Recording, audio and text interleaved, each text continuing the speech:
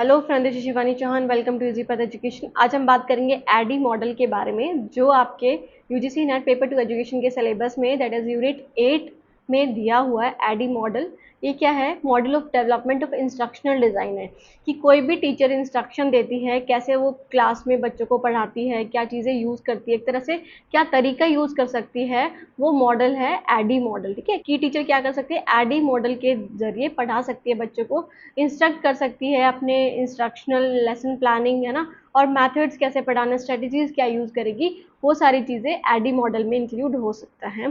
तो उसके बारे में पढ़ेंगे आज हम। एडी मॉडल है क्या? सबसे पहले बात करते हैं। एडी इज अ ADDIE होता क्या है ये? So it is a structured framework use in instructional design to create effective learning experiences. कि लर्निंग एक्सपीरियंसेस को अफेक्टिव बनाने के लिए कि टीचर आउटकम्स कैसे अच्छे लाए बच्चों के, मतलब स्टूडेंट लर्निंग के, है ना, और कैसे अपनी स्ट्रेटजीज को अफेक्टिव वे में, एक अच्छे वे में, कि रिजल्ट अच्छा आए और टीचर बहुत अच्छे से पढ़ा सके, टेक्नोलॉजीज का यूज़ करके, कौन से मेथड्स को यूज़ करके पढ़ा रही है। तो वो सारी चीज़ें किस में आ जाएंगी? इंस्ट्रक्शनल डिज़ाइन में आ जाएंगी। तो ये उसी का एक स्ट्रक्चर फ्रेमवर्क है कि अगर teacher ADDIE model that is ADDIE को यूज़ करेगी, इस प्रोसीजर को यूज़ करेगी, तो टीचर एक तरह से इंस्ट्रक्शनल डिज़ाइन बना सकते हैं, ये तय कर सकते हैं कि उसको कैसे चीज़ें करनी है ना। एक तरह से स्ट्रक्चर्ड या फिर फ्रेमवर्क बन सकता है, एक स्टेप बाय स्टेप कुछ स्टेप्स बन सकते हैं जिसके थ्रू टीचर पढ़ा सकते हैं अपने इंस्ट्रक्शंस को, कि कैसे उसे क्लास में प्लानिंग करनी है, कैसे पढ़ाना है, वो सारी चीज़ें उसमें प्लान कर सकती है।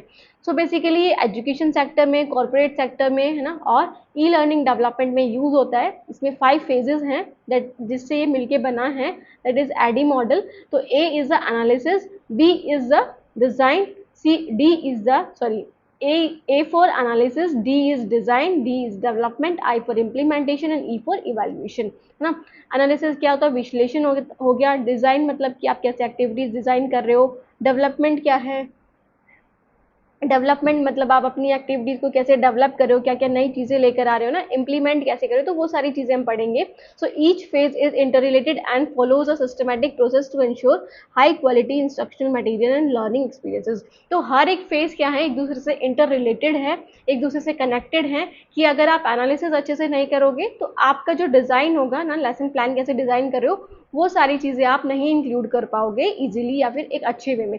तो बेसिकली इंटर रिलेटेड है, आपको हर स्टेप को एक तरफ से देख के चलना है। ओके, सो इससे क्या होता है? सिस्टमैटिक प्रोसेस है कि आपको पहले एनालिसिस ही करना है, फिर डिज़ाइन करना है, फिर डेवलपमेंट करना है, फिर implementation and then evaluation. Okay, तो एक सिस्टमैटिक प्रोसेस है, आपको इसी सिस्टम या फिर स्टेप बाय स्टेप चलना है to high quality instruction material, ताकि आप ऐसे इंस्ट्रक्शंस प्रोवाइड कर सको, ऐसी चीज़ें, मतलब ऐसी चीज़ें बच्चों को दे सको जो बहुत ही ज़्यादा इफेक्टिव हैं क्लासरूम लर्निंग में या फिर टीचिंग लर्निंग में। ओके, सो बात करते हैं सबसे पहले की, that is analysis phase. ADDIE में जो ए है दैट इज एनालिसिस फेज, तो उसका पर्पस क्या है? To identify learning needs, audience, characteristics and project goal. तो सबसे पहले टीचर अगर इंस्ट्रक्शन डिज़ाइन करेगी, मतलब कोई भी चैप्टर पढ़ाएगी, है ना, तो उसके लिए टीचर को क्या करना पड़ेगा? पहले तो लर्निंग नीड्स को आइडेंटिफाई करना पड़ेगा कि कौन सी क्लास को वो पढ़ा रही है, किस वे से उसे पढ़ाना है, किस लेवल में उसे पढ़ाना है, लेवल से थोड़ा ऊपर, मतलब ऐसे क्रिटिकल थिंकिंग को इनहेंस करना है, या फिर क्या चीज़ें उसे इंक्लूड करनी है,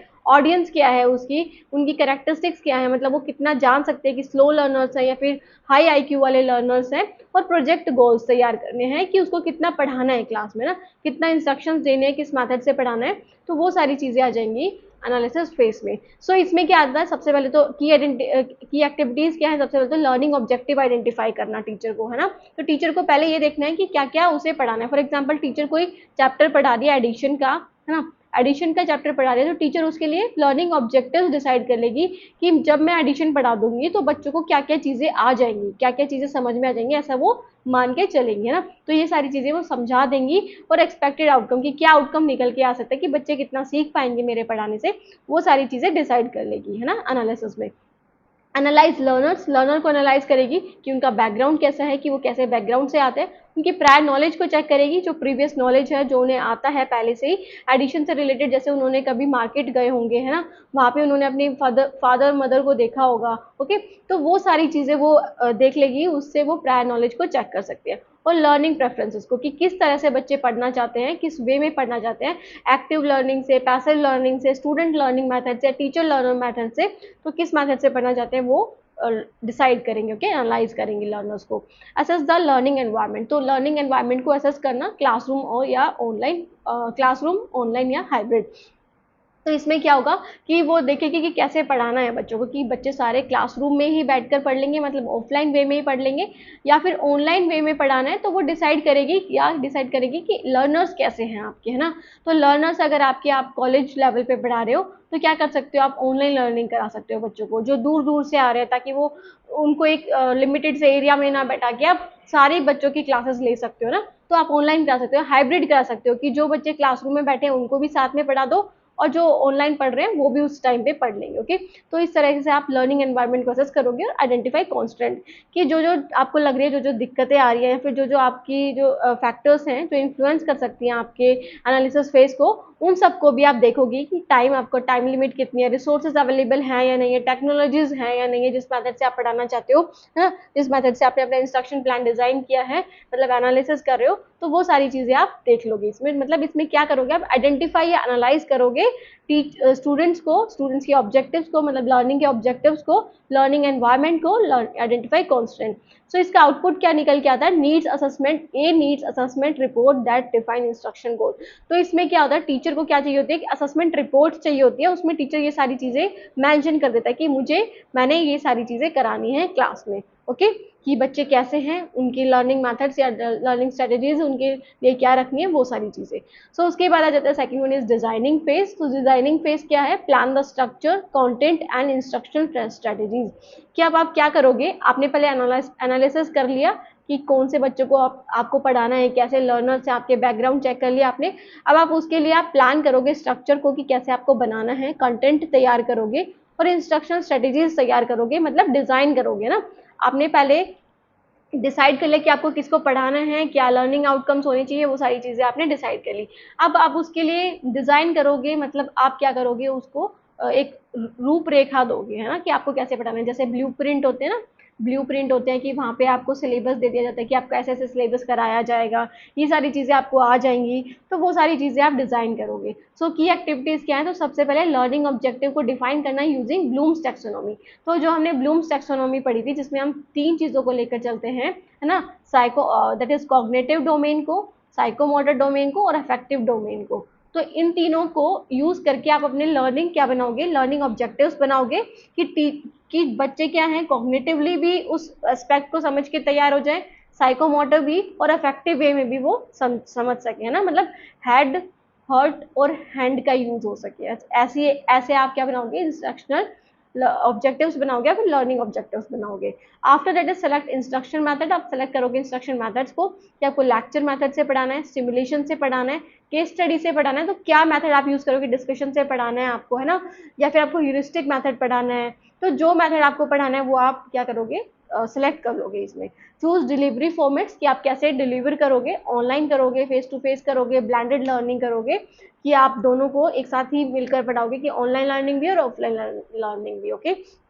after it is development assessment tools, कि आप असेसमेंट टूल्स का डेवलपमेंट करोगे, कि देखोगे कि क्या क्या टूल्स हैं जो यूज हो सकते हैं आपके पढ़ाने में, है ना, कि आप क्या कैसे कैसे उनका असेसमेंट कर सकते हो, बच्चों का मूल्यांकन कैसे कर सकते हो, जैसे क्विज के दौरान या फिर असाइनमेंट्स के दौरान या फिर परफॉर्मेंस टास्क के दौरान, ओके, कैसे कर सकते हो आप। फिर है create story boards and prototypes for course content, कि आप कुछ स्टोरी बोर्ड्स या फिर ऐसे कुछ कोर्स कंटेंट के लिए कुछ डिजाइन कर लोगे एलिमेंट्स को, जहाँ पे आप दिखा सकते हो कि मुझे ये सारी चीजें करानी है अपने अपने इंस्ट्रक्शन के दौरान, ओके, वहाँ पे आप सारी चीजें मेंशन कर सकते हो। सो इसका आउटपुट क्या निकल के आएगा, इसका आउटपुट निकल के आएगा कि एक डिटेल्ड ब्लूप्रिंट, जो हमने बात की थी, कि आप एक ब्लूप्रिंट तैयार कर लोगे। इसमें एनालिसिस में तो क्या था, आप देख रहे हो, आप आइडेंटिफाई कर रहे हो, उसके बाद आप जब डिजाइन करोगे उन चीजों को जो आपने देखी है, तो वो ब्लूप्रिंट आ जाएगा आपका, एक तरह से रूपरेखा आ जाएगी कि आपको कैसे क्या चीजें करनी है, क्या मेथड्स आपको यूज करने हैं, है ना, क्या लर्निंग ऑब्जेक्टिव्स होंगे।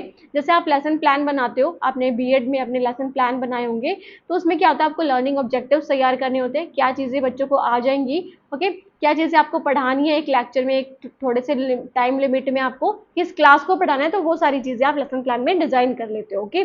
फिर उसके बाद आ जाता है डेवलपमेंट फेज। तो third one is the development phase. तो इसमें क्या है, पर्पस क्या है इसका, create actual instruction material based on design plan, कि आपने जो डिजाइन प्लान तैयार किया था, ब्लूप्रिंट जो तैयार किया था कि आपको ऐसे ऐसे सारी चीजें करानी है, उसके लिए आप क्या करोगे, एक्चुअल इंस्ट्रक्शन मटेरियल क्रिएट करोगे, बनाओगे, है ना। तो आप क्या करोगे, कोर्स कंटेंट, जैसे कि मैंने क्या कर लिया, मैंने डिसाइड किया कि मुझे आपको एडी मॉडल पढ़ाना है, ठीक है, एडी मॉडल पढ़ाना है। तो उसके लिए पहले मैं ऑडियंस देखूंगी, बच्चों की प्रायर नॉलेज को चेक करूंगी कि उन्हें ब्लूम्स टैक्सोनॉमी आनी चाहिए, उसके लिए लेसन प्लान के बारे में पता होना चाहिए, टीचर स्टूडेंट रिलेशनशिप के बारे में पता होना चाहिए, तो वो सारी चीजें मैं चेक करूंगी, ओके। फिर उसके बाद मैं क्या करूंगी, डिजाइन करूंगी, डिजाइन इन द सेंस कि मैं देखूंगी कि किस मेथड से बच्चे पढ़ सकते हैं, है ना। वो सारी चीजें मैं एक तरह से रूपरेखा तैयार कर लूंगी उसकी, कि क्या क्या मुझे चीजें पढ़ानी है। उसके बाद है, अब आप क्या करोगे, अब जो आप पढ़ाना चाहते हो सारी चीजें, उसके लिए आप कोर्स कंटेंट तैयार करोगे कि आपको कैसे पढ़ाना है, जैसे टेक्स्ट के जरिए, कि आप बुक्स में से पढ़ाना चाहते हो, वीडियोस के जरिए, स्लाइड्स के जरिए, एक्टिविटीज। तो मैंने क्या डिसाइड किया कि मैं स्लाइड्स के जरिए आपको पढ़ाऊंगी, है ना। तो मैंने स्लाइड्स को यूज कर लिया आपको पढ़ाने के लिए, है ना, और ऑनलाइन लर्निंग को भी मैंने यूज कर लिया, ओके।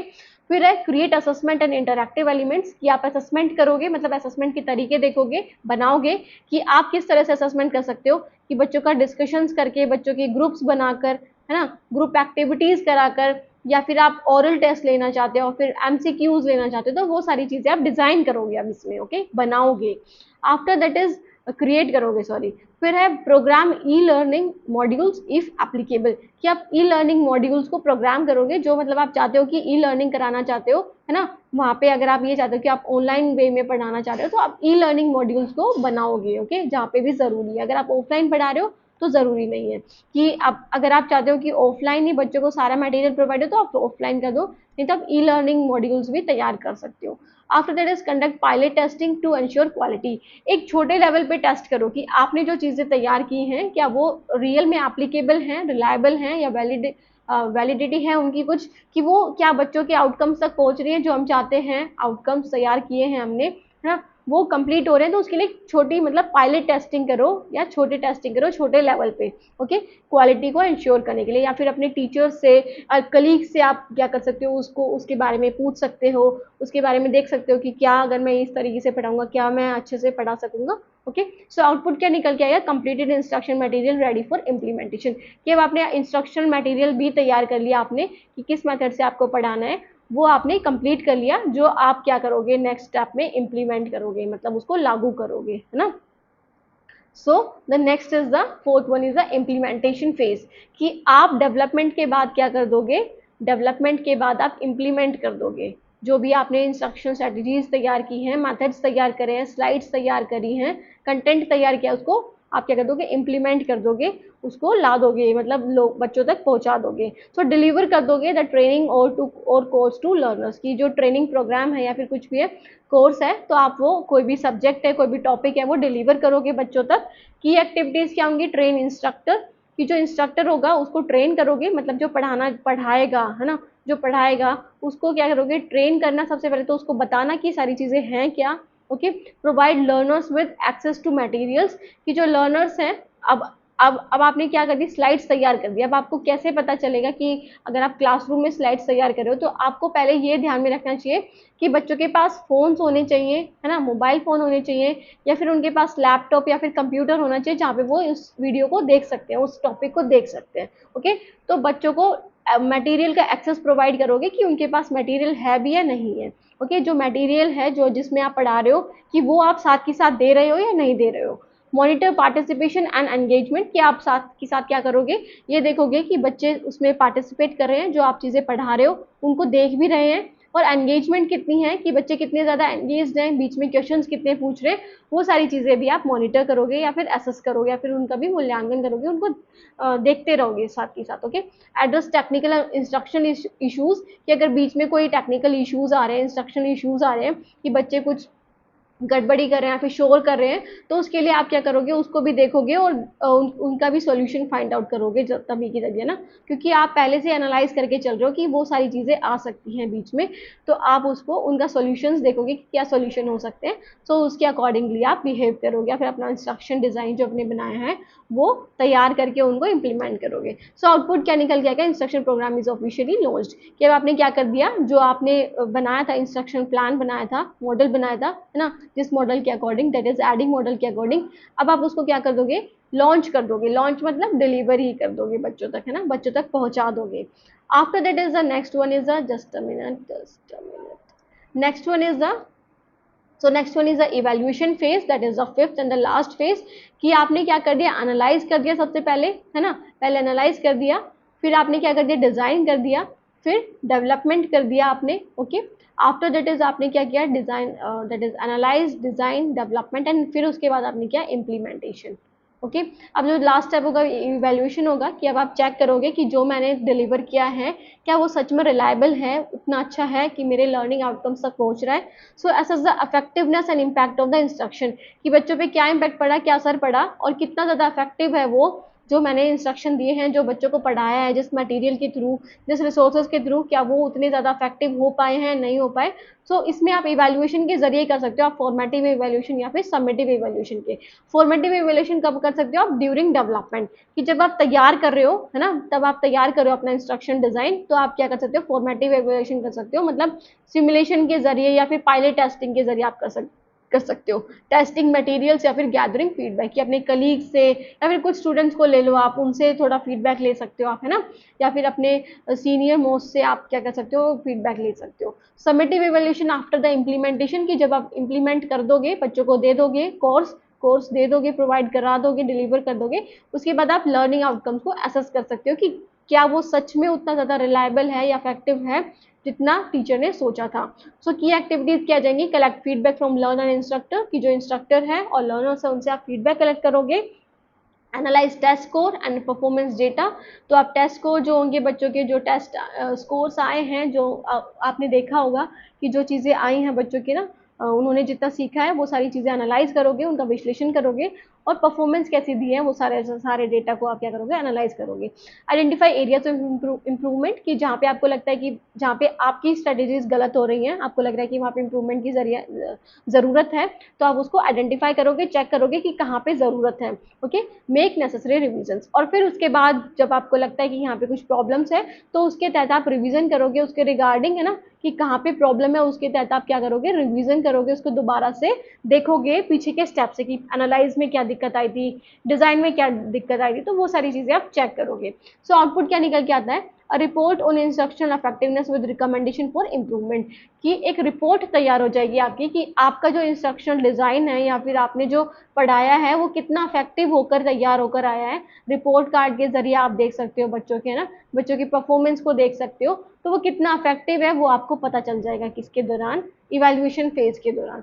सो बेसिकली बहुत ही इजी सा टॉपिक था एडी मॉडल। आपके पेपर में आता है तो आपसे फुल फॉर्म पूछ ली जाती है कि एडी मॉडल बेसिकली इसमें क्या क्या कंपोनेंट्स इंक्लूड हैं, ए का मतलब क्या है, डी का मतलब क्या है, तो यहाँ पे ये सारी चीज़ें पूछ ली जाती है ना, क्या स्ट्रक्चर्ड फॉर्म क्या है इसका, तो वो सारी चीज़ें आपसे पूछ सकते हैं पेपर में। बहुत ही ईजी सा टॉपिक है, बहुत बार पूछा गया आईडी मॉडल, तो इसको करके जाना। इजी सा टॉपिक है, छोटा सा टॉपिक है। सो स्टूडेंट्स, ये थी वीडियो, है ना, ये थी हमारी वीडियो। फिर उसके बाद ये बेनिफिट्स और लिखे हैं इसका। सबसे पहले तो स्ट्रक्चर्ड अप्रोच है, क्योंकि आप क्या करते हो, स्टेप बाय स्टेप फॉलो करते हो। पहले आप एनालाइज करते हो, फिर आप डिजाइन करते हो, फिर डेवलपमेंट करते हो। स्ट्रक्चर्ड है कि आपको स्टेप बाय स्टेप फॉलो करने हैं सारे प्रोसीजर, सिस्टमेटिक डेवलपमेंट है। लर्नर सेंटर्ड है कि बच्चों के नीड्स पे फोकस करती है, बच्चों की जो लर्निंग एरियाज हैं, लर्निंग नीड्स हैं, है ना, इंटरेस्ट है, उनको साथ में लेकर चलते हैं। फ्लेक्सिबल भी है, क्योंकि आप बाद में रिवीजन करते हो, कि अगर आपको लगता है कि जहाँ पे दिक्कत है तो आप क्या कर सकते हो, रिवीजन कर सकते हो, उसको दोबारा से रीचेक कर सकते हो।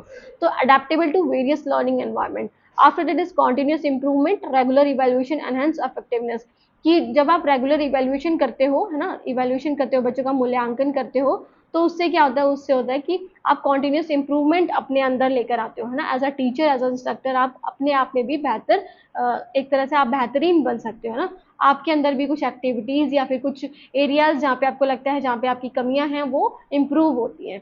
ओके, सो उसके बाद आता है next one is so student, ये थी वीडियो, हमने इसके बारे में भी पढ़ लिया कि क्या होता है एडी मॉडल। सो अगर कोई भी कंफ्यूजन है, कोई भी डाउट है, तो कमेंट सेक्शन में पूछ लेना, है ना, या फिर इंस्टाग्राम चैनल से भी जुड़ जाना, जहाँ पे आप अपने कमेंट्स या फिर कोई भी क्वारी है आपकी, वो आप देख सकते हैं, वो आप लिख सकते हैं। और इंस्टाग्राम का जो लिंक है वो भी आपको डिस्क्रिप्शन बॉक्स में मिलेगा।